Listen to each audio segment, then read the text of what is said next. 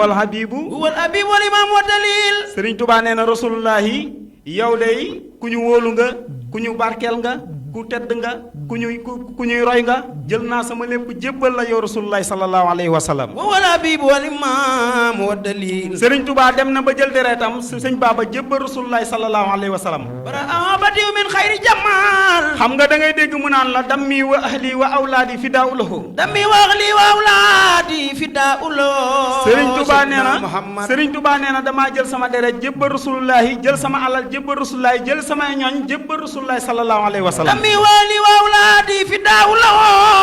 ba ma jëlee sama alal jébbal rasulullahi sama rasulullahi defal na ma ñàkkatuma dara man Ahmadul Bamba. abdan xadiman lahu muskaana li sanada. nee na bëgg gi ma ko bëgg dem na bu jëlee ndëggu tànkam bëgg koo teg si dëkk Sëriñ Tuubaa neen damay jël sama lex bi teg ko si dëw dégg dina ko yaa rasulullahi joggil. abdan xadiman lahu muskaana li sanada. da ngay dégg ma naan la xaddil wiqaayati li rijri mustaba an sawkati wa maay daaxa aqraba. abdan xadiman lahu muskaana li sanada. Sëriñ Tuubaa jël léppam jébbal rasulullahi ba jël alalam jël ay mbokkam jël ab dëkkam lépp jébbal rasulullahi sallallahu alayhi wa sallam. maat ma bateel muxtaaro seydina.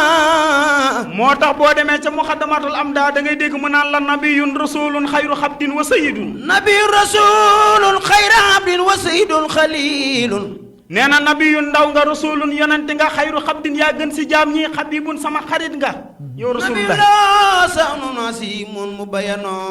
da ngay dégg mu naan la nabiyun rasulun xayru xabdin wa sayidun xalilun xabibun misloxoo laysa yuxlinu najiyun xaribun saakirun wax wa saakirun jawaadun karimun bil makarim yusxunu waaye naqiyun taqiyun saalixun wax wa muslihun basirun liman lillahi bil xaq yusinun.